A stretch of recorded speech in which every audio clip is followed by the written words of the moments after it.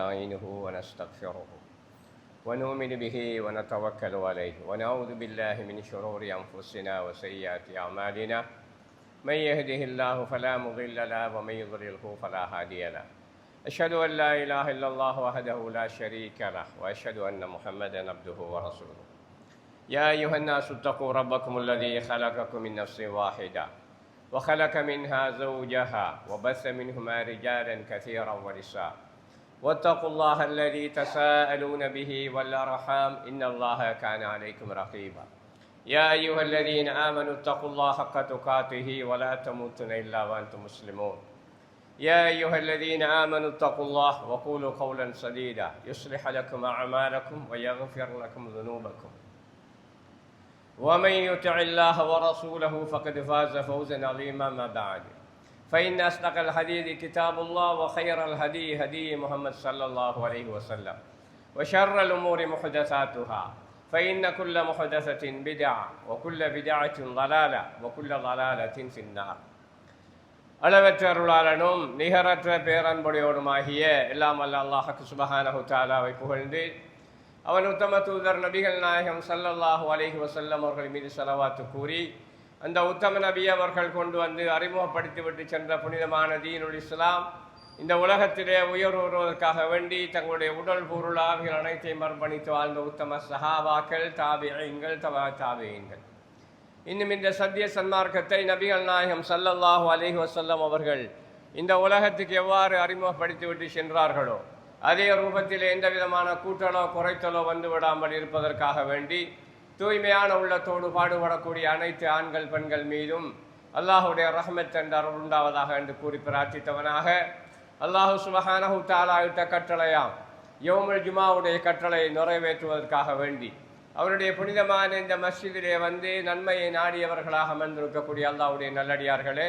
வயோதிபர்களே, வாலிபர்களே, இளம் சிறார்களே, அல்லாஹு சுப்ஹானஹு தஆலா எவைகளெல்லாம் எங்களுக்கு எடுத்து நடக்குமாறு ஏவி இருக்கின்றானோ அதிலே முடிந்த வரைக்கும் எடுத்து நடந்து வாழ்ந்து வருமாறும் இவைகளையெல்லாம் விட்டும் தவிர்த்து வாழ்ந்து வருமாறு எங்களுக்கு வன்மையாக கட்டளை பிறப்பித்திருக்கின்றானோ அவைகளையெல்லாம் விட்டு முற்றாக தவிர்த்து வாழ்ந்து வருமாறு முதலில் எனக்கும் அப்பால் உங்களுக்கு நான் வசியத் என்னும் நல்லுபதேசம் செய்கிறேன். அல்லாஹ்வுடைய நல்லடியார்களே, இன்று ஹிஜ்ரி 1447 ஆண்டு துல்ஹஜ் மாதம் புரை 4. இந்த வருடம் ஹஜ்ஜுக்காக வேண்டி சுமார் 22 லட்சம் மக்கள் மக்காவை நோக்கி சென்றிருக்கிறார்கள். இந்த வருடைய ஹுதுபா பிரசங்கம், அரஃபாவுடைய ஹுதுபா பிரசங்கத்தை அரஃபாவில் இருக்கக்கூடிய நமீரா மஸ்ஜிதிலே டாக்டர் அலி அல் ஹுதைஃபி ஷேக் டாக்டர் அலி அல் ஹுதைஃபி அவர்கள் நிகழ்த்த இருக்கிறார்கள். இந்த அரஃபா வழியிலே எல்லா மக்களும் துல்ஹஜ் மாதம் புரை 9க்கு முன் லுஹருக்கு முன்பு வந்து சேர்ந்து விட வேண்டும். ஏனென்றால் அல் அரஃபா வல் ஹஜ் என்று ரசூலுல்லாஹ் சொன்னாங்க. அரஃபாவில் தங்குறது தான் ஹஜ் என்று சொன்னாங்க. மற்ற காரியங்கள் எல்லாம் பிறகுதான். ஆனால் அரஃபாவுக்கு வரலண்டா அவர் ஹஜ்ஜு கூடாது. இது அரஃபாவுடைய சிறப்பு அம்சம். அடுத்ததாக நபி ஸல்லல்லாஹு அலைஹி வஸல்லம் அவங்ககிட்ட இந்த அரஃபாவுடைய நாளை பற்றி ஒரு விசேஷமாக கேள்வி கேட்கப்பட்டது. சுயில அன் ஸௌமி யௌமி அரஃபா, அரஃபா நாளிலே நோக்கக்கூடிய நோன்பை பற்றியோட சிறப்பு கேட்ட நேரம் நபி அவங்க சொன்னாங்க, யு கஃபிரு சனத்துல் மாதியா ஒல் பாக்கியா, அது கடந்த ஒரு வருடத்துடைய எதிர்வரக்கூடிய ஒரு வருடத்துடைய 2 வருஷத்துடைய பாவங்களை மன்னிக்கக்கூடியதுன்னு ரசூலுல்லாஹ் சொன்னாங்க. பொதுவாக ஹதீஸ்களில் பாவம் மன்னிப்பண்டு வந்தால் சிறிய பாவங்கள் தான், பெரிய பாவம் அல்ல, சிறிய பாவங்கள். அப்போ ஒரு வருஷம் கடந்த வருஷம் ஒரு பாவம், எதிர்கால வருஷத்தில் ஒரு பாவம் மன்னிக்கப்படுதுன்னா அது அந்த நாள் எவ்வளோ பெரிய ஒரு சிறப்புக்குரிய நாள், அந்த நாளுக்கு எவ்வளோ கண்ணியம் இந்த மார்க்கத்தில் இருக்குன்னு பார்த்துக்கொள்வோம். இன்னும் சொல்ல போனால் அதை பற்றி தாரிக் இப்னு ஷிஹாப் ரஹிமஹுல்லாஹ் ஒரு ஹதீஸ் அறிவிக்கிறாங்க.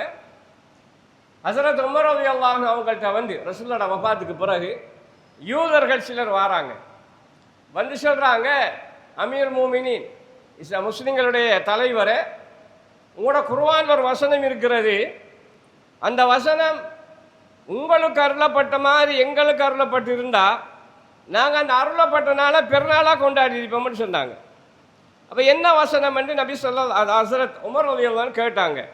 அப்போ கேட்ட நேரம் அவர் சொல்கிறாங்க, அவங்க சொல்கிறாரு, அல்யௌம அக்மல்து லக்கும் தீனக்கும் வஅத்மம்து அலைக்கும் நிஅமதி வரதீது லக்குமுல் இஸ்லாம தீனா. இந்த இறைவசனம் அல்யௌம அக்மல்து லக்கும் தீனக்கும் என்றா என்ன? இந்த நாளையில நாங்க உங்களோட மார்க்கத்தை சம்பூர்ணமாக்கிட்டோம். வஅத்மம்து அலைக்கும் நிஅமதி, இந்த மார்க்கத்தை சம்பூர்ணமாக்கியதன் மூலமாக உங்களுக்கு என்னுடைய அருட்கொடைகளை நான் உங்களுக்கு சொரிந்து விட்டேன். வரதீது லக்குமுல் இஸ்லாம தீனா, உங்களுடைய மார்க்கம் இஸ்லாமிய மார்க்கம் தான் என்பதை நான் பொருந்திக் கொண்டேன் என்று இந்த இறை வசனம், இந்த 3 வசனத்தை அவர் சொல்லி காட்டுறார். சொன்ன உடனே உமர் ரலியல்லாஹு சொல்றாங்க, இந்த இறை வசனம் இறங்குனதை நீங்க பெருநாளா கொண்டாடுவோம் என்று சொல்றீங்க. ஆனா இந்த இறை வசனம் ஒரு பெருநாள் அண்டே தான் எங்களுக்கு இறங்குனுச்சு. இந்த இறங்குன அண்டு நாங்க எங்க இருந்தோம் தெரியுமா? அரபாவளியில நபி ஸல்லல்லாஹு அலைஹி வஸல்லமோட நாங்க இருந்தோம் என்று ஹஜ்ரத் உமர் ரலியல்லாஹு அன்ஹு அந்த யூதர்களுக்கு சொன்னார்கள். இந்த வசனத்துக்கு முன்னாடி 2 வசனம் சேர்ந்து வருகிறது.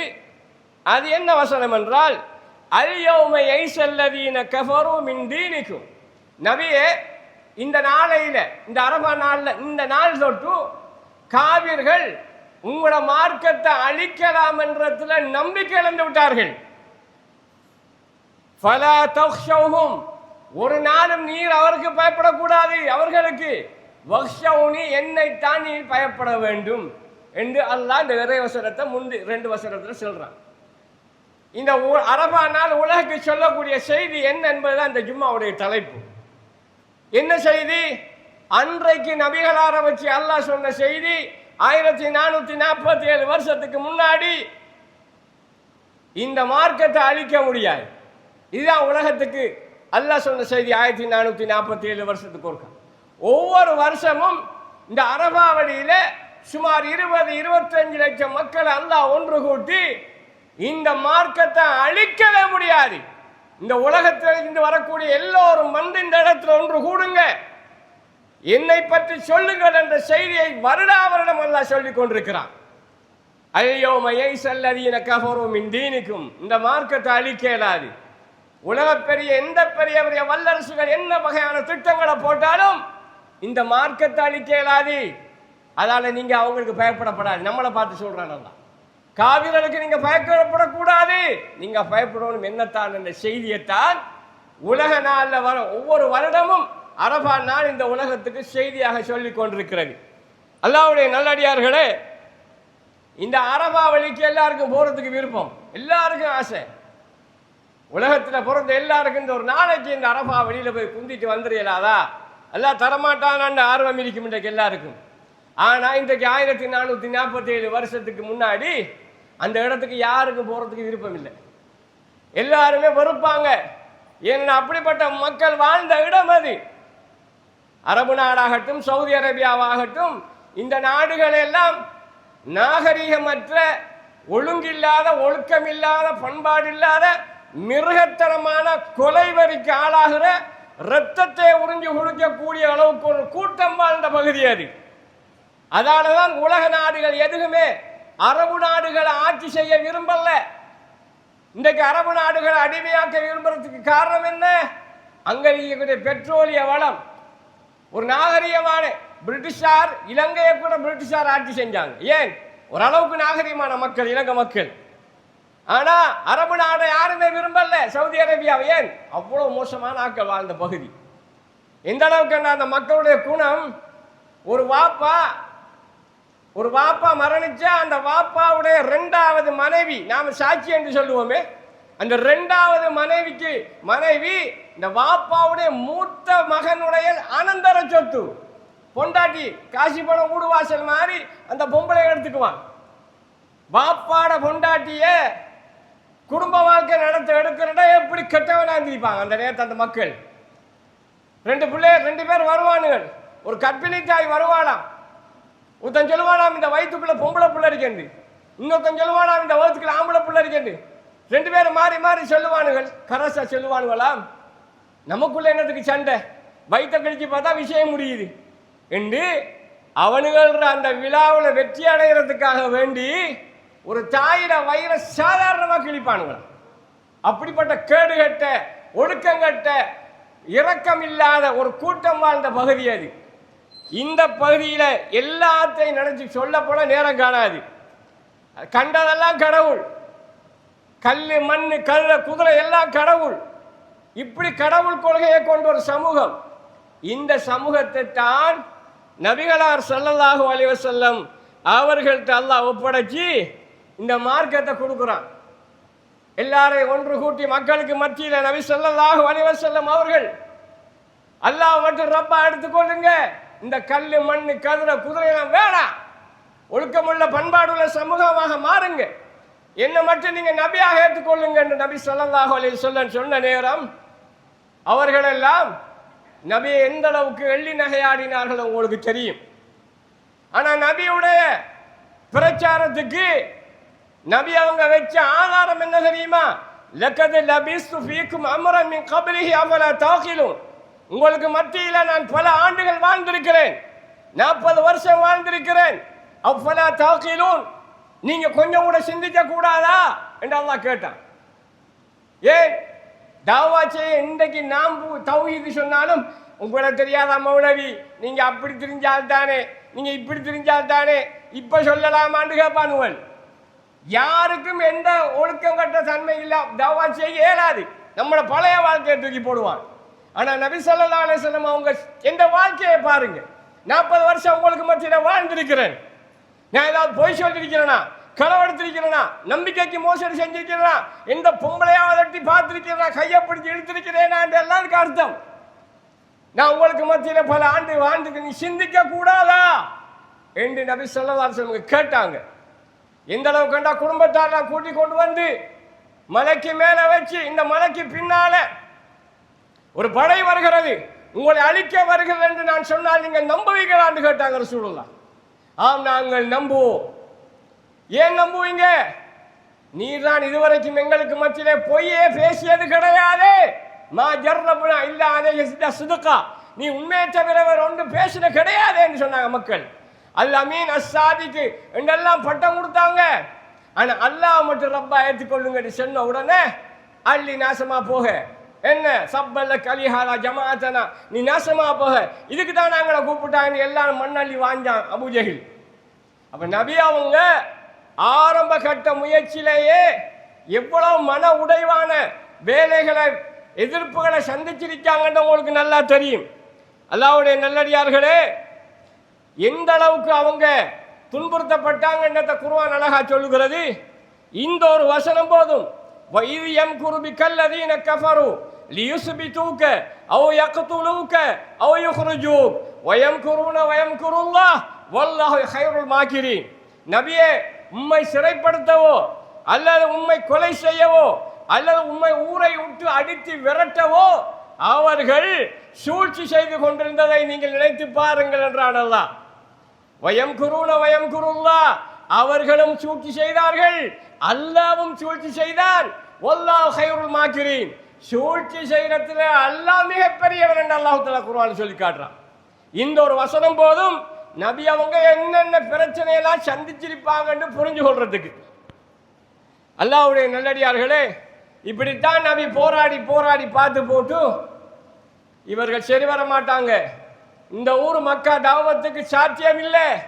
அபூபக்கர், அன்னை கதீஜா போன்ற ஒரு சிலரை தவிர, ஒரு 4-5 பேரை தவிர நிறைய பேர் ஏற்றுக்கொள்ளல.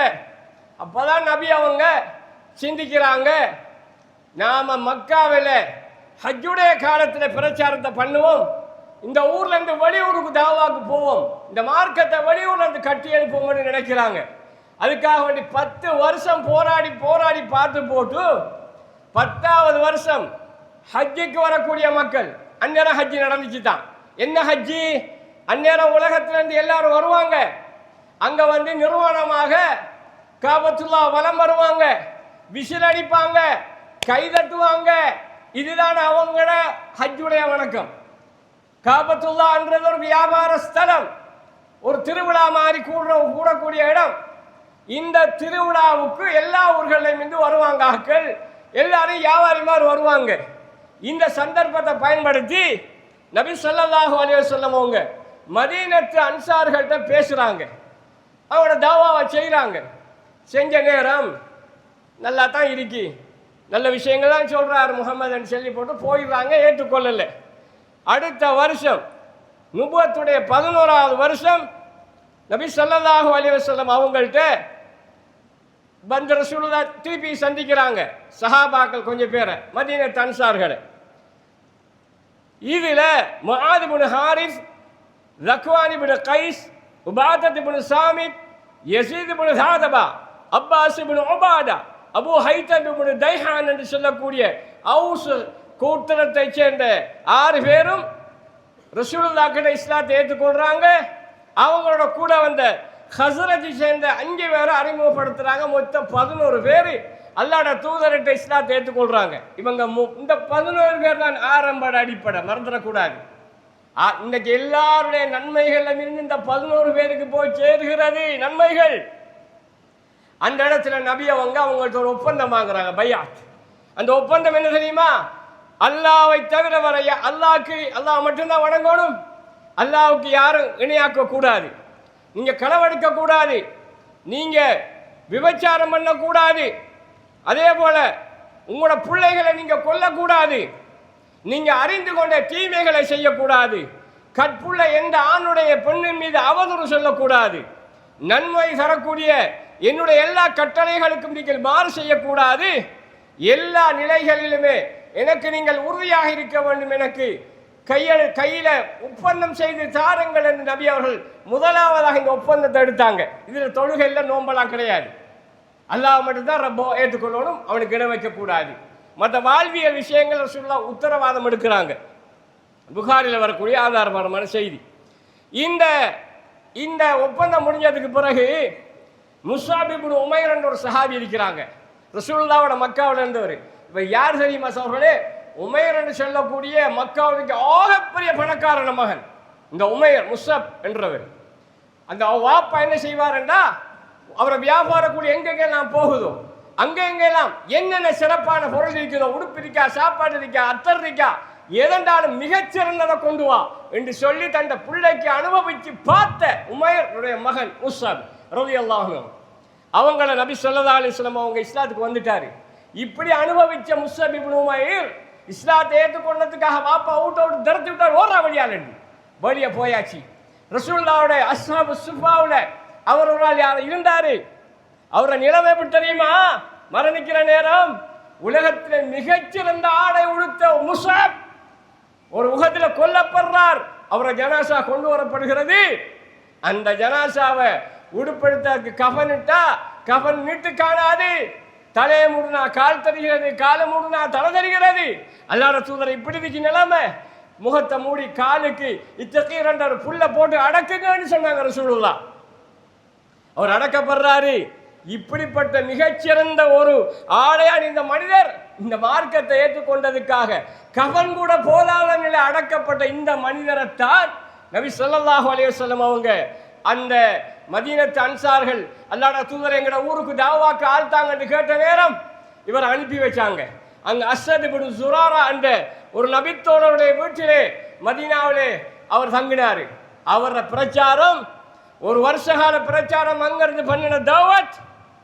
அவர் கிட்டத்தட்ட 62 பேரும், அது ஹவுஸை சேர்ந்த 62 பேரும், ஹஸ்ரத்தை சேர்ந்த 11 பேர், கிட்டத்தட்ட 73 பேர் நபி ஸல்லல்லாஹு அலைஹி வஸல்லம் அவங்கள்ட்ட அடுத்த வருஷம் நுபுவத்துடைய 12ஆம் ஆண்டு ரசூலுல்லாஹ் கிட்ட ரகசியமாக வந்து இஸ்லாத்தை ஏற்றுக்கொள்றாங்க. அந்த அவங்கக்கிட்ட நபி ஸல்லல்லாஹு அலைஹி வஸல்லம் அவங்க ஒப்பந்தம் வாங்குறாங்க, மீண்டும் ஒரு உடன்படிக்கை செய்கிறாங்க. அந்த உடன்படிக்கையில் அல்லாஹ் ஒருவனை மட்டும் வணங்கணும், அவனுக்கு யாரையும் இணை வைக்கக்கூடாது, நன்மையை தீமையை தடுக்க வேண்டும், எனது எதிரிகளை உங்களுடைய எதிரிகளாக கருத வேண்டும், அங்கு நான் வருகின்ற போது எனக்கு நீங்கள் உதவ வேண்டும், அத்தோடு உங்களுடைய மனைவி மக்களுக்கும் உறவினர்களுக்கும் பாதுகாப்பளிப்பது போன்ற என்னை நீங்கள் பாதுகாக்க வேண்டும் என்று நபி ஸல்லல்லாஹு அலைஹி வஸல்லம் அவங்க கேட்டுக்கொண்டாங்க. அப்ப அந்த இடத்துல இருந்த ஒரு சஹாபி அபூ ஹைத்தம் இப்னு தைஹான் என்று சொல்லக்கூடிய சஹாபி, அல்லாஹ்வுடைய தூதரே, உங்களோட நாங்க இந்த ஒப்பந்தம் செய்து கொண்டதின் காரணமாக மக்காவாசிகளோட எல்லா ஒப்பந்தங்களையும் விட்டு நாங்கள் விலகிவிட்டோம், நாங்கள் உங்களுக்காக எதையும் செய்வோம், அதே நேரம் இந்த மார்க்கம் தலை தோங்கி வெற்றி கண்டு நீங்கள் வளர்ந்து விட்டால் எங்களை எல்லாம் விட்டு விட்டு சென்று விடுவீர்களா என்று அவர் கேட்டார். நபி ஸல்லல்லாஹு அலைஹி சொன்னாங்க, எங்களுடைய வாழ்வும் மரணமும் உங்களோடு இருக்கும் என்று சொன்னார் ரசூலுல்லாஹ். அதுதான் இந்த வரைக்கும் அல்லாஹ்வுடைய தூதர் வார்த்தை அல்லாஹ் தஆலா பாதுகாத்து வாரான். அந்த மதீனாவை விட்டு அவங்களோட உடல் கூட போகவில்லை வேற இடங்களுக்கு. அல்லாஹ் அந்த அளவுக்கு அல்லாஹ்வுடைய தூதர் வார்த்தையை பாதுகாத்து வாரான். இந்த இடத்துல இவங்களோட ஒப்பந்தம் போடக்குள்ள அப்பாஸ் ரலியல்லாஹு அன்ஹு இருக்கிறாங்க, ரசூலுல்லாஹ்வோட சாச்சா, வாப்பட தம்பி. அவர் இஸ்லாத்துல இல்லை, ஆனா உறவண்டா உயிரை கொடுப்பாங்க. காவிருக்கு குறைசிகள்ட்ட ஒரு தன்மதிக்கு உறவண்டா நல்லா நாம உறவண்டா பட்டிக்கு நிற்போம். கொள்கை இல்லாட்டியும் உறவண்டா உயிரை கொடுப்பாங்க. அப்பாஸ் சொல்றாரு மதீனத்து வாசிகளை பார்த்து, இங்க பாருங்க, முஹம்மத் எங்களை உயிரினும் விட மேலானவர். அவர் நீங்க எடுத்திருக்கிற கொள்கை எப்படிப்பட்ட கொள்கை தெரியுமா? உங்களோட பொண்டாட்டி மாற விதவையாக்குற கொள்கை, உங்களோட தாய்மார அனாதையாக்குற, கூட பிள்ளைகளை அனாதையாக்குற கொள்கை. இந்த கொள்கை அவ்வளவு பாரதூரமானது. எங்களோட முஹம்மது எங்களுக்கு உயிருக்கு மேலானவர். அவரை நீங்க கொண்டு போய் அங்க கடைசி வரைக்கும் பாதுகாக்கிறேன்னு சொன்னா தான் கூட்டிட்டு போகணும். இடையில கொண்டு போய் விட்டுட்டு போறோம்னா இங்கே இப்பே விட்டுருங்க. அங்க கொண்டு போய் முஹம்மதுக்கு என்னமாகி அவருக்கு ஏதாவது நடந்தா குறைஷிகளாகிய நாங்க உங்களோட குரல் வலையை கொடிச்சு கொதறவோம் என்று சொன்னார். அல்ல நாங்க விட மாட்டோம் என்று வாக்களிச்சு நபி ஸல்லல்லாஹு அலைஹி வஸல்லம் அவங்கள அந்த தாவாவின் பிரகாரம் அன்றைக்கு ஆரம்பிச்ச பிரச்சாரம் பின்னால பத்ர் 13, பத்ர்ல 313 பேர் வளர்ச்சி. அதுக்கு பின்னால அங்கால 10,000, ஹுனைன்ல 1,00,000 என்று சஹாபாக்கள் வளர்ச்சி அடைஞ்சு வாராங்க. இந்த வளர்ச்சி என்றது நாளுக்கு நாள் இஸ்லாம் வளர்ந்துட்டு, இஸ்லாம் வளர்ந்து பெருந்தோங்கி இருக்கிற நேரம் மக்கா வெற்றி. இந்த நிலையில மக்காவை நபி ஸல்லல்லாஹு அலைஹி வஸல்லம் அவங்க கத்தி இல்லாம ரத்தம் இல்லாம சிந்தாம சும்மா அலுவா எடுத்த மாதிரி வெற்றி கொண்டாங்க மக்காவை. அந்த மக்கா வெற்றிக்கு பிறகு நபி ஸல்லல்லாஹு அலைஹி வஸல்லம் ஊருக்கு வராங்க. ஊருக்கு வந்ததுக்கு பிறகு நபி ஸல்லல்லாஹு அலைஹி வஸல்லம் சுருக்கமா சொல்லிட்டு வாரன், பெரிய வரலாறு. இந்த ஊருக்கு வந்ததுக்கு பிறகு நபி ஸல்லல்லாஹு அலைஹி வஸல்லம் அவங்களுக்கு சில குர்ஆன் வசனங்கள் இறங்குறது. அதுல ஒன்று, இன்னக மையித்துன் வ இன்னஹு மையித்துன், நபியே நீ மௌத்தாக கூடியவர், அவர்களும் மௌத்தாக கூடியவர்கள் வசனம் வருகிறது. ரசூலுல்லாஹ் யோசிக்கிறாங்க, என்னது நீ மௌத்தாக கூடியவர் என்று வசனம் வருகிறது என்று யோசிச்சு அல்லாஹ் நம்மட மௌத்த உணர்த்துறான் போல தெரியுதுன்னு நபி அவங்க யோசிக்கிறாங்க. அதுல ஒரு கிளிக், அவங்களுக்கு ஒரு யோசனை வருது. அதுக்கு பிறகு இன்னொரு விஷயம் நடக்கிறது. வருஷம் ஒவ்வொரு ரமலான்லையும் ஒவ்வொரு முறை வந்து ஹஸரத் ஜிப்ரீல் அலைஹிஸ்ஸலாம் ரசூலுல்லாஹ்க்கு ஓதின கடந்த கால குர்ஆன் வசனங்களை சரி பார்ப்பாரு, ஓத சொல்லுவாரு. ரசூலுல்லாஹ் ஓதி காட்டுவாங்க, சரி பண்ணுவாரு. அந்த வருஷம் ரசூலுல்லாஹ் மரணிக்கிற ஆண்டு அந்த ரமலான்ல 2 முறை வந்தார். 2 முறை வந்து குர்ஆனை ஓத சொல்லி ரசூலுல்லாஹ் கிட்ட கரெக்ட் பண்ணாரு. ரசூலுல்லாஹ் சரியா ஓதுறாங்களான்னு பார்த்தாரு. இதுவும் நபி ஸல்லல்லாஹு அலைஹி வஸல்லம் அவங்களுக்கு ஒரு வகையான ஒரு சந்தேகத்தை, நம்மளோட கடைசி நிலைமையை உண்டு பண்ணுதுன்னு நினைக்கிறாங்க. அதுக்கு பிறகுதான் குர்ஆன் வசனம் இருக்கிறது மக்கா வெற்றியில, இதா ஜா நஸ்ருல்லாஹி வல் ஃபத், நபியே அல்லாஹ்வுடைய உதவியும் வெற்றியும் உனக்கு வந்தால், வரைத الناس يدخلون في دين الله, இந்த மார்க்கத்திலே மக்கள் கூட்டம் கூட்டமாக நுழைவதை நீ கண்டால், ஃபஸப்பிஹ் பிஹம்தி ரப்பிக், உன்னுடைய இறைவனை நீ புகழ்வீராக, வஸ்தக்ஃபிருஹு, அவனிடம் பாவ மன்னிப்பு கேட்பீராக, இன்னஹு கான தவ்வாபா, நிச்சயமா அல்லாஹ் மன்னிக்க கூடியவனாக இருக்கிறான் என்ற இறைவசனம் இறங்குகிறது. இந்த இறைவசனம் இறங்கின உடனே நபி அவங்க அதிகமாக ஓதுவாங்க, சுப்ஹானல்லாஹி வ பிஹம்திஹி அஸ்தக்ஃபிருல்லாஹ் வ அதூபு இலைஹி, அதிகமாக ஓதுவாங்க. இதை கேட்ட ஆயிஷா அம்மா கேட்குறாங்க, அல்லாஹ்வுடைய தூதரே ஒரு காலமும் இல்லாம இப்ப நீங்க அடிக்கடி இந்த ஓதிக்கிட்டு இருக்கீங்களே, என்ன காரணம் என்று கேட்ட நேரம் ரசூல் ஸல்லல்லாஹு அலைஹி சொன்னாங்க, நபியே உங்களுடைய சமுதாயத்தில் நீ ஒரு அடையாளத்தை கண்டா, அதான் அந்த அடையாளம் என்ன, மக்கள் கூட்டம் கூட்டமாக நுழையிறதை நீ கண்டா, நீ அல்லாஹ் கிட்ட பாவ மன்னிப்பு தேடு, எனக்கு அல்லாஹ் சொல்லியிருக்கிறான், நான் இது கடைசி நிலைமையா இருக்குமோன்னு யோசிக்கிறேன் என்று தான் இதை ஓதுகிறேன் என்று நபி ஸல்லல்லாஹு அலைஹி வஸல்லம் சொன்னாங்க. இப்படி ரசூலுல்லாஹ்க்கு விளங்கின உடனே நபி ஸல்லல்லாஹு அலைஹி வஸல்லம் அவங்க மல்லண்டு அவங்களோட எல்லா காரியங்களையும் செய்கிறாங்க. உடனே என்ன செய்கிறாங்க, முஆத் இப்னு ஜபல் ரலியல்லாஹு அன்ஹு அவங்கள எகிப்துக்கு கவர்னராக அனுப்புகிறாங்க. நீங்கள் போங்க, எகிப்துக்கு போங்க, கிறிஸ்தவர்கள் இருக்கிறாங்க, அவங்கள்ட்ட போங்கன்னு அனுப்புகிறாங்க. அனுப்பும்போது நபி அவங்க முஆத் பின் ஜபல ஒட்டகத்தில் வச்சு கையில் பிடிச்சிக்கிட்டு நடந்தே வந்தாங்க. அந்த மதீனா எல்லாம் வரைக்கும் வந்தாங்க. வந்து முஆத் ரலியல்லாஹு அன்ஹு சொன்னாங்க, ரசூலுல்லாஹ் கடைசியா, முஆதே, அடுத்த முறை நீ வந்தா நீ என்ன காண மாட்டாய், என்ற கபரைத்தான் காணுவாய் என்று நபி ஸல்லல்லாஹு அலைஹி வஸல்லம் சொன்னாங்க. இதை கேட்டத்தில் இருந்து முஆத் பின் ஜபல் ரலியல்லாஹு அன்ஹு மக்கா மதீனா பார்த்துக்கிட்டே போனாங்க. ரசூலுல்லாஹ் பார்த்துக்கிட்டே திரும்பி பார்க்காமலே போனாங்க. அவங்க ரசூலுல்லாஹ் சொன்ன மாதிரி அவர் வரக்குள்ள ரசூலுல்லாஹ் இல்லை, வஃபாத்தாயிட்டாங்க. இதுக்கு பிறகு நபி அவங்க அறிவிக்கிறாங்க மக்களுக்கு, நான் ஹஜ்ஜுக்கு போகிறேன், யார் யாரெல்லாம் ஹஜ்ஜுக்கு என்னோட வர விருப்பம் எல்லாரும் வாங்க என்று அறிவிக்கிறாங்க. சும்மா உலகம் எல்லா 4 திக்குகள் இந்த செய்தி பரவுகிறது. நபி அவங்க ஹஜ்ஜுக்கு போகிறாங்களாம், நாங்கள் நபியோட போவோம் என்று எல்லாரும் ரெடி ஆகுறாங்க. ரெடி ஆகி வந்தா நபி ஸல்லல்லாஹு அலைஹி வஸல்லம் அவங்க வராங்க, ஹஜ்ஜுடைய கிரியையில் சேர்ந்துக்கிறாங்க, எல்லா காரியங்களும் நடக்கிறது. நடந்து முடிகிற நேரத்தில் கடைசியாக அரபா நாள் வருகிறது. இந்த அரபா வழியில் சுமார் 1,24,000 அல்லது 1,00,000 என்று எண்ணிக்கையில் வித்தியாசம் இருக்கிறது. அந்த சஹாபாக்கள் ரசூலுல்லாஹ் கண்ணால கண்டாங்க. ஒரு மனுஷன் உலகத்தில் ஒரு கொள்கையை சொன்னா அந்த கொள்கை என்பது அவன் மரணிச்சத்துக்கு பின்னாடி தான் நிறைவேறும். ஆனால் உலகத்தில் தந்த கொள்கையை சொல்லி கொள்கைக்காக வேண்டி வாழக்கூடிய 100க்கு 100 மிக தகுதியான தோழர்களை உருவாக்கின அந்த கொள்கைவாதிகளையும் அந்த தலைவனையும் உலகம் கண்டது நபி முஹம்மது ஸல்லல்லாஹு அலைஹி வஸல்லம் அவங்கள மட்டும்தான் உலகத்தில். அப்படி நபி அவங்களுக்கு கண்ணுக்கு முன்னால கண்டாங்க. அந்த வழியிலே தான் நபி ஸல்லல்லாஹு அலைஹி வஸல்லம் அவங்க இந்த அரபா நாளிலே தங்களுடைய வரலாற்று வாய்ந்த பெருமதி வாய்ந்த இந்த அரபா உரையை நிகழ்த்தினார்கள். வாஹிரு தஅவானா அல்ஹம்துலில்லாஹி ரப்பில் ஆலமீன். நபி ஸல்லல்லாஹு அலைஹி வஸல்லம் அவர்கள் இந்த இடத்திலே அரபா வழியிலே தங்களுடைய அல் கஸ்வா என்ற ஒட்டகத்தின் மீது இருந்தார்கள். அன்றைக்கு நபி அவங்க நோன்பு பிடிச்சிருக்கிறாங்களா இல்லையான்னு பார்க்கறதுக்காக வேண்டி ஒரு பெண்மணி சஹில் என்று சொல்லக்கூடிய ஒரு பொம்பளை நபி அவங்களுக்கு குளிர்ந்த தண்ணியை கொடுத்தா. ரசூலுல்லாஹ் எல்லாரும் பார்க்கறதுக்கு முன்னாடி ஒட்டகத்தை வந்து குடிச்சாங்க. அப்போ நபி நோம்பில்லைன்னு எல்லாரும் புரிஞ்சு கொண்டாங்க. அப்படி இருக்கக்குள்ள ஒரு ஆள் ஓடி வராரு, அல்லாஹ்வுடைய தூதரே, ஒட்டகத்திலிருந்து ஒரு ஆள் விழுந்து மரணிச்சிட்டார், அவர் என்ன செய்யுது? ரசூலுல்லாஹ் சொன்னாங்க, அவரை குளிப்பாட்டி கவனிட்டு அடக்குங்க, அவர் தல்பியா சொன்னவராக மரபையில் எழும்பி வருவார் என்று சொன்னாங்க ரசூலுல்லாஹ். சொல்லி போட்டு நபி ஸல்லல்லாஹு அலைஹி வஸல்லம் அவங்க அலையென திரண்டிருந்த அந்த கடல் மக்களுக்கு மத்தியிலே அல் கஸ்வா என்ற ஒட்டகத்தின் மீது நபி ஸல்லல்லாஹு அலைஹி வஸல்லம் அவங்க தங்களுடைய குத்துபாவை ஆரம்பம் செய்தார்கள். இந்த குத்துபாவில் சிலர் மினாவில் செஞ்ச விஷயத்தை நான் சேர்த்திருக்கிறேன், ஆனால் அரபாவளியில் செஞ்ச விஷயம்தான் கூட. நபி ஸல்லல்லாஹு அலைஹி வஸல்லம் அவங்க அல்லாஹ் புகழ்ந்தாங்க, அல்லாஹ்கிட்ட பாவ மன்னிப்பு தேடினாங்க, அவன் அருட்கடைகளுக்கு நன்றி செலுத்தினாங்க. பின்பு தங்களோட பிழை பொறுப்பு தேடியவர்களாக தங்களுடைய குத்துபாவை ஆரம்பித்தார்கள்.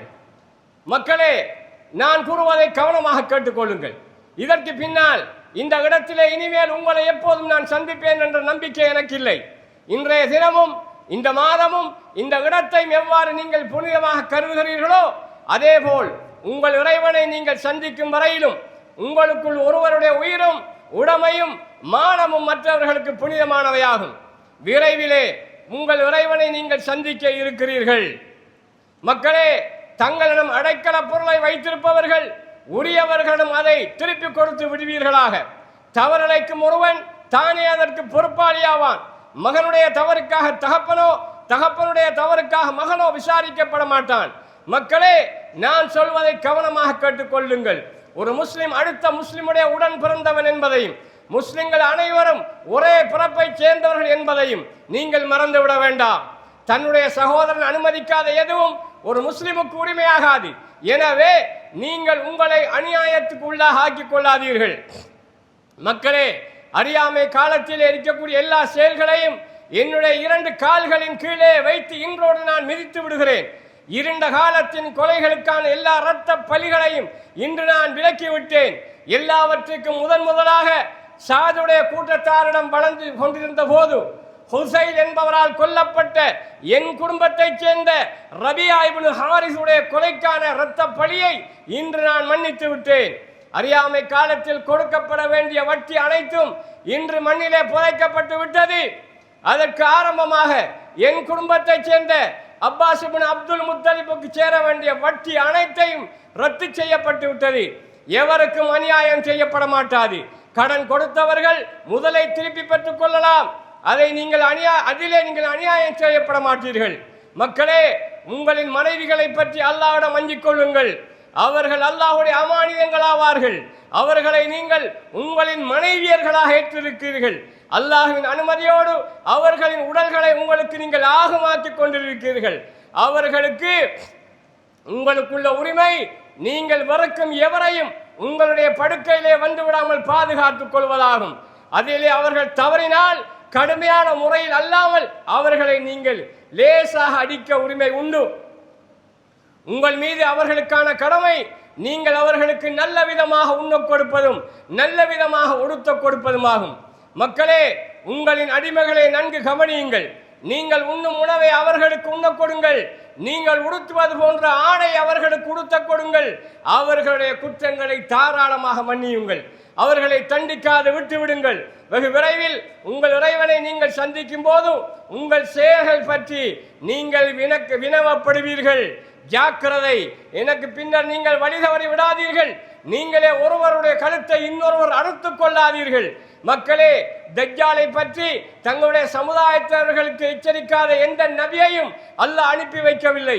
நூஹ் நபியும் அவர்களுக்கு பின்னர் வந்த நபிமார்களும் தங்களுடைய கூட்டத்தார்கள் எச்சரித்தே வந்திருக்கிறார்கள். அவன் மக்களிடையே தோன்றுவான் என்பதையும் தெரிவித்திருக்கிறார்கள். அவனுடைய நிலைமையிலே நீங்கள் ஒன்றும் அறியாதபடி மறைந்து கிடக்கலாம். ஆனால் அல்லாஹ்விடம் எதனை நீங்கள் மறைக்க முடியாது. ஏனென்றால் தஜ்ஜால் என்பவன் ஒற்றை கண்ணுடையவன். அல்லாஹ் ஒற்றை கண்ணுடையவன் அல்ல. தஜ்ஜாலுடைய ஒரு கண் அழுகிய திராட்சை பழத்தை போல பழுதுபட்டிருக்கும் என்று சொன்னார்கள். தொடர்ந்து சொன்னார்கள், மக்களே, நிச்சயமா உங்கள் இறைவன் அல்லாஹ் ஒருவனே, உங்கள் தந்தை ஆதமும் ஒருவரே, நீங்கள் யாவரும் அவருடைய மக்களே, அவரோ மண்ணால் படைக்கப்பட்டவர். மக்களே, கருப்பு நிறமுடைய அடிமை ஒருவர் உங்களுக்கு தலைவராக ஆக நியமிக்கப்பட்டாலும் சரி, அல்லாஹ்வுடைய வேத கட்டளையின்படி செயலாற்றுவாராக இருந்தால் அவர் சொல்லுக்கு நீங்கள் கீழ்ப்படியுங்கள். மக்களே, ஒவ்வொருவருக்கும் உரிய பங்கை அல்லாஹ் ஏற்கனவே ஒதுக்கி வைத்திருக்கிறான். எனவே வாரிசுதாரர்கள் சொத்தை அடைவதற்கு எந்த சாசனமும் இடைஞ்சலாக இருக்கக்கூடாது. அப்படி இல்லாவிட்டாலும் 1/3 பங்குதான் சாசனம் மூலம் உரிமையாக்கப்பட வேண்டும். விபச்சாரம் செய்தவனுக்கு தண்டனை அவனை கல்லறிந்து கொள்வதாகும். மக்களே, எந்த ஒரு அரபியும் அரபி அல்லாத அஜமியை விடவோ அல்லது அஜமி அரபியை விடவோ எந்த வகையிலும் உயர்ந்தவராக முடியாது. அதுபோலவே சிவந்த நிறமுடையவர் கருத்த நிறமுடையவரை விடவும், கருத்த நிறமுடையவர் சிவந்த நிறமுடையவரை விடவும் உயர்ந்தவராக மாட்டார். நிச்சயமாக அல்லாஹ்வுடைய சன்னிதானத்திலே தக்வா என்னும் இறையச்சம்தான் உயர்ச்சி அடைய செய்யும் என்பதை நினைவிலே வைத்துக் கொள்ளுங்கள். மக்களே, எனக்கு பின்னர் எந்த நபியும் வரப்போவதும் இல்லை. எந்த ஒரு சமுதாயம் இனி பிறக்கப் போவதும் இல்லை. நல்லபடி நான் கூறுவதை கவனமாக கேட்டுக்கொள்ளுங்கள். உங்கள் இறைவனை வணங்குங்கள். 5 வேளை தொழுங்கள். தொழுகை நிறைவேற்றுங்கள். பொருள்களின் மீது உள்ள ஜக்காத்தை உள்ள திருப்தியோடு கொடுத்து விடுங்கள். அல்லாஹ்வுடைய திரு வீட்டுடைய ஹஜ்ஜை நிறைவேற்றுங்கள். உங்களின் உறவினர்களுக்கு உதவுங்கள். இதன் பலனாக உங்களின் இறைவனுடைய சுவனத்திலே நீங்கள் இலேகுவாக பிரவேசிப்பீர்கள். மக்களே, என் சொற்களை கவனமாக கேட்டுக்கொள்ளுங்கள். ஏனென்றால் இந்த ஆண்டுக்கு பின் இனி எப்போதும் இந்த இடத்திலே நான் உங்களை சந்திக்கப் போவதில்லை என்று கூறியவர்களாக தங்களுடைய சப்தத்தை உயர்த்தி மக்களை பார்த்து கேட்டார்கள். மக்களே, இது என்ன மாதம் அறிவீர்களா? அல்லாஹ்வும் அவருடைய தூதரும் ரசூலும் தான் அறிவார்கள் என்று மக்கள் பதில் சொன்னார்கள். இது என்ன? இது ஹஜ்ஜுடைய மாதம் அல்லவா என்று ரசூலுல்லாஹ் சொன்னார்கள். திரும்பி கேட்டார்கள், மக்களே, இது என்ன நாள் என்று கேட்டார்கள். அல்லாஹ்வும் அல்லாஹ்வுடைய தூதரும் தான் அறிவார்கள் என்று சஹாபாக்கள் சொன்னார்கள். இது ரசூலுல்லாஹ் இது மக்களே, இது புனிதமான தியாக திருநாள் அல்லவா என்று ரசூலுல்லாஹ் சொன்னார்கள். ஆம் என்று மக்கள் பதில் சொன்னார்கள். மக்களே, இது என்ன நகரம் என்று கேட்டார்கள். அல்லாஹ்வும் அல்லாஹ்வுடைய தூதரும் தான் அறிந்த மக்கள் சொன்னார்கள். இது புனிதமான மக்கமா நகரம் அல்லவா என்று நபி அவர்கள் கேட்டார்கள். ஆம் என்று சஹாபாக்கள் சொன்ன நேரம் இந்த நகரமும் இந்த நாளும் இந்த இடமும் எவ்வளவு புனிதமானதாக இருக்கிறதோ அதே மாதிரி உங்களுடைய ஒவ்வொருவருடைய இரத்தமும் ஒவ்வொருடைய பொருளும் ஒவ்வொருடைய மானமும் மிக புனிதமானதாகும் என்று நபி ஸல்லல்லாஹு அலைஹி சொன்னார்கள். தொடர்ந்து சொன்னார்கள், மக்களே மறுமை நாளில் உங்களிடம் என்னை பற்றி அல்லாஹ் கேள்வி கணக்கு கேட்பான். அந்த நேரம் கேள்வி கணக்கு கேட்கப்படும் போது நீங்க என்ன பதில் சொல்லுவீர்கள் என்று ரசூலுல்லாஹ் கேட்டார்கள். கூடியிருந்த சஹாபாக்கள் சொன்னார்கள், யா ரசூலல்லாஹ், தாங்கள் இறைவனின் செய்தி எங்களுக்கு எத்தி வைத்து விட்டீர்கள், நபித்துவத்துடைய கடமையை நிறைவேற்றினீர்கள், நன்கு அறிவுறுத்தினீர்கள் என்று நாங்கள் சாட்சி கூறுவோம் என்று அந்த சஹாபாக்கள் சொன்னார்கள். மக்களே, இந்த பூமியில ஷைத்தான் தான் தோல்வியுற்று விட்டதாக பெரும் ஏமாற்றத்துக்கு ஆளாகி இருக்கிறான். அற்பமான விஷயங்களிலாவது அவனை நீங்கள் பின்பற்றிவிட மாட்டீர்களாக என்று ஏங்கி காத்து கொண்டிருக்கிறான். எனவே கவனமாக இருங்கள், மார்க்கத்திலே கவனமாக இருங்கள், அவனை பற்றி எச்சரிக்கையாக இருங்கள். மக்களே, நீங்கள் பற்றி பிடித்துக் கொண்டால் எப்பொழுதுமே வழி தவற மாட்டீர்களே. அப்படியான 2 விஷயங்களை உங்களுக்கு நான் விட்டு செல்கிறேன். அவை அல்லாஹ்வுடைய திரு வேதமும் அவனுடைய ரசூலுடைய முன்மாதிரியுமாகும் என்று நபி ஸல்லல்லாஹு அலைஹி சொன்னார்கள். சொன்ன உடனே அந்த இடத்துல ஜிப்ரீல் அலைஹிஸ்ஸலாம் வந்து ரசூலுல்லாஹ்க்கு சலாம் சொல்லி, மாபெரும் வல்லமை பொருந்திய அல்லாஹ் இந்த அரபாவளியிலே தங்கியவர்களுடைய பாவங்களை மன்னிப்பதாக அல்லாஹ் சொல்கிறான் என்று ரசூலுல்லாஹ்க்கு சொன்ன நேரம் ரசூலுல்லாஹ் மக்களுக்கு அறிவிக்கிறாங்க. அந்த இடத்துல இந்த ஹஸரத் உமர் கேட்கிறாங்க, அல்லாஹ்வுடைய தூதரே, இது இன்றைக்கு மட்டுமா இல்லை கியாம நாள் வரைக்குமா? இந்த அரபாவளிக்கு யார் யாரெல்லாம் எப்பப்பெல்லாம் வராங்களோ அவங்களுக்குமா? கியாம நாள் வரைக்கும் யாரெல்லாம் இந்த அரபாவளியிலே தங்குறாங்களோ அவர்களுக்கெல்லாம் பாவங்கள் மன்னிக்கப்படும் என்ற செய்தியை ரசூலுல்லாஹ் சொன்னாங்க. மக்களே, இந்த இடத்துல இருக்கிறவங்க, இந்த இடத்துக்கு வராதவங்களுக்கு நான் சொன்ன செய்திகளை எத்தி வைப்பீர்களாக. ஏனென்றால் இங்கே வந்திருப்பவரை, அதாவது கேட்பவரை விட கேட்கப்படுபவர் நன்கு விளங்கக்கூடியவராகவும் நல்ல அறிவுள்ளவராகவும் இருப்பார் என்று ரசூல் ஸல்லல்லாஹு அலைஹி சொன்னாங்க. அதே போல ரசூல் சொன்னாங்க, என்ன, உங்களை நான் ஒரு திட்ட தெளிவான ஒரு வெட்ட வெளிச்சமான மார்க்கத்திலே விட்டு செல்கிறேன், அதனுடைய இரவு கூட பகலை போன்ற வெளிச்சமானது என்று நபி ஸல்லல்லாஹு அலைஹி சொன்னார்கள். சொல்லிவிட்டு நபி ஸல்லல்லாஹு அலைஹி வஸல்லம், மக்களே, அலாஹல் பல்லகத்து, நான் உங்களுக்கு சொன்னனா எல்லாத்தையும் சொன்னனா என்று ரசூல் ஸல்லல்லாஹு அலைஹி கேட்டாங்க. பலா யா ரசூலல்லாஹ், நீங்க சொல்லி தந்தீங்க யா ரசூலல்லாஹ், சஹாபாக்கள் சொன்னாங்க. அப்பதான் நபி அவங்க கையை உயர்த்தி அல்லாஹும்ம ஷஹத் யா அல்லாஹ், இதுக்கு நீ சாட்சி, நான் உன்ன மார்க்கத்தை சொல்லிட்டேன், இந்த கடமையை நிறைவேற்றின, நீ சாட்சி ரப்பே என்று நபி ஸல்லல்லாஹு அலைஹி வஸல்லம் அவங்க அந்த மக்களை முன்னுக்கு வச்சு அல்லாஹ் கிட்ட சாட்சி எடுத்தாங்க. அந்த நேரத்தில் தான் இந்த இறைவசனம் இறங்குகிறது. அல்யௌம யைஸல்லதீன கஃபரு, இந்த நாளையில காவிர்கள் உங்களுடைய மார்க்கத்தை அழிக்கலாம் என்றதுல நம்பிக்கை இழந்துட்டாங்க. அல்யௌம அக்மல்து லகும் தீனகும், இந்த நாளையில உங்களோட மார்க்கத்தை நான் சம்பூர்ணமாக்கி விட்டேன். வஅத்மம்து அலைக்கும் நிஅமதி வரதித்து லகுமுல் இஸ்லாம தீனா, இதன் மூலமாக உங்களோட மார்க்கத்தை பூர்ணமாக்கியத்தின் மூலமாக நிஅமத், அல்லாஹ்வுடைய அருளை நான் பூர்ணமாக்கிட்டேன், உங்களுக்கு மார்க்கம் இஸ்லாம் தான் என்று நான் பொருந்திக்கிட்டேன் என்று அல்லாஹ் தஆலா இந்த இறைவசனத்தை இறக்குறான். அல்லாஹ்வுடைய நல்லடியார்களே, இதுதான் உலகத்துக்கு ஒரு அரஃபா நாள் சொல்லக்கூடிய செய்தி. நான் சொன்ன இவ்வளவு அரஃபா உரை என்பது ஒரு சமூகம் அழகாக இந்த உலகத்தில் வாழக்கூடிய ஒரு தகவல். ஒரு அரசு தன்னுடைய அரசியல் சாசனத்துக்கு, கான்ஸ்டிடியூஷன் சொல்லக்கூடிய அரசியல் சாசனத்துக்கு தேவையாக மனித வாழ்வு மேம்பட தேவையான அனைத்து சட்ட திட்டங்களை உள்ளடக்கக்கூடிய ஒரு அழகான ஒரு வழிகாட்டி. இந்த வழிகாட்டியே 23 வருஷ காலம் நபி ஸல்லல்லாஹு அலைஹி வஸல்லம் அவங்களை அப்படியே கசக்கி புடுங்கி தியாகம் செஞ்சு அல்லாஹ் தஆலா கொடுத்தான். இந்த ஹஜ் என்பது இறுதி ஹஜ். அதே போல ஹஜ் என்பது மார்க்கத்துடைய கடைசி கடமை. ஆனா இந்த ஹஜ் தான் இஸ்லாமிய மார்க்கம் வளர்றதுக்கு காரணமாக இருந்துச்சு. இந்த ஹஜ்ஜில வச்சு இறுதியில அல்லாஹ்வுடைய தூதர்கிட்ட இருந்து இந்த பொறுப்பை ஏந்திக்கிட்டு சஹாபாக்கள் யார் யாரெல்லாம் எங்கெங்கெல்லாம் இருந்தாங்களோ அங்கங்க இருந்து மார்க்க பிரச்சாரத்துக்கு கிளம்பிட்டாங்க. மக்காவில் மதீனாவில் சுற்றுமுற்றத்தில் ஆக ஒரு 10,000 சஹாபாக்கள் கபர்கள் தான் இருக்கிறது. மற்ற சுமார் 1,00,000 சஹாபாக்கள் இந்த உலகம் முழுக்க போனாங்க இந்த மார்க்கத்தை கொண்டுட்டு. யாரோ ஒருத்தர் இங்கே வந்தபடியாத்தான் நாம் இன்றைக்கு பள்ளிக்குள்ள இருக்கோம். சொர்க்கத்துக்கு போறதுக்கான வழி நமக்கு அல்லாஹ் தந்தது. அல்லாஹ் நெருங்கிறதுக்கான வழி இந்த மார்க்கம். ஹாஜிக்கு கடைசியாக செய்யக்கூடிய ஆகப்பெரிய கடமை இந்த மார்க்கத்தை கொண்டு போகிறது. கலிமாக்கு அதாவது தொழுகைக்கு பிராக்டிஸ் இருக்குது. தொழுங்கன்னு அல்லாஹ் சொன்னா நம்ம தொழுகிறதுக்கு நடைமுறை இருக்குது. ஜக்காத்து கொடுங்கன்னு சொன்னா கொடுக்கறதுக்கு நடைமுறை இருக்கிறது.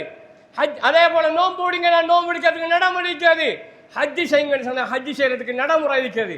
கலிமா சொன்னா கலிமாவோட உழைப்பு என்ன, கலிமாக்கு என்ன நடைமுறை, லா இலாஹ இல்லல்லாஹ் முஹம்மது ரசூலுல்லாஹ்க்கு நடைமுறை இந்த மார்க்கத்தை எத்தி வைக்கிறது. இதுக்காக பாடுபடுறது, இதுக்காக தியாகம் செய்கிறது, இதுக்காக செலவழிக்கிறது, இதுக்காக சிந்திக்கிறது. வெக்கம் இல்லையா? நமக்கு வெக்கம் இல்லையா? நமக்கு சொர்க்கத்துக்கு போறதுக்கு தந்திரிக்க இந்த ஊர்ல மாணிக்கக்கல் வியாபாரி மாதிரி நீங்க இருப்பீங்க. உங்களோட கல்லுக்கு ஒரு விலை சொல்லுவீங்க. நீங்க அந்த கல் என்ன விலையோ அதை விட 10,000 கோடி மார்க்கம் சிறந்தது இஸ்லாமிய மார்க்கம். ஏனென்றா சொர்க்கத்தை தீர்மானிக்கிறது அந்த கல் இல்லை, நம்மளோட சொர்க்கத்தை தீர்மானிக்கிற நம்மளோட தீன். அந்த தீனுக்காக யார் எத்தனை பேர் உழைப்பு செய்கிறேன்னா கொஞ்சம் யோசிச்சு பாருங்க. எத்தனை பேர் எந்த தியாகத்தை செஞ்சிருக்கிறோம். மிஞ்சி போனால் காசு கொடுத்து போட்டிருப்போம். நீங்கள் செய்யுங்க, நாங்கள் பார்த்துக்க மாட்டோம். உடல் ரீதியாக அறிவு ரீதியாக பங்களிப்பு எத்தனை பேர் செஞ்சிருக்கிறோம். எத்தனை பேர் எங்களோட உறவுல உள்ளவங்களுக்கு நாங்கள் இதை சொல்லியிருக்கிறோம். அல்லாஹா பார்த்தோன்னு சோர்களே, மிகப்பெரிய பொறுப்பை சுமந்திருக்கிறோம். குறிப்பாக ஹாஜிமார்கள், இந்த பள்ளியில் இருக்கக்கூடிய ஹாஜிமார்கள், உங்களுக்கு இறுதி கடமைக்கு பிறகு ஹஜ்ஜு நுழைவடைஞ்சதுக்கு பிறகு நீங்கள் செய்ய வேண்டியது இந்த மார்க்கப்பணி. இந்த மார்க்கப்பணிக்கு நீங்கள் அர்ப்பணிக்காத வரைக்கும் அந்த கேட்டகரி அல்லாஹ் சொன்னானே, அல்லாஹ்க்கு நீங்கள் தான் பயப்படணும், வேற யாருக்கும் பயப்படக்கூடாது. ஏனென்றா இந்த மார்க்கத்தை அழிக்கவே இல்லை உலகத்தில். எந்த பெரிய நாடுகள் எல்லா எத்தனை ஆயிரம் பேர் கூடுனாலும் அழிக்கலா என்று அல்லாஹ் உத்தரவாதத்தை அல்லாஹ் தந்த நாள் தான் இந்த அரஃபா நாள். அதால் இந்த அரஃபா நாள் சொல்லக்கூடிய செய்தி, இந்த உலக அழியுங்காலம் வரைக்கும் இந்த மார்க்கம் நிலைத்து நிற்கும் என்பதை அல்லாஹ் சுப்ஹானஹு வ தஆலா சொல்கிறான். வாஹிரு தஅவானா அல்ஹம்துலில்லாஹி ரப்பில் ஆலமீன். வஸ்ஸலாமு அலைக்கும் வரஹ்மத்துல்லாஹி.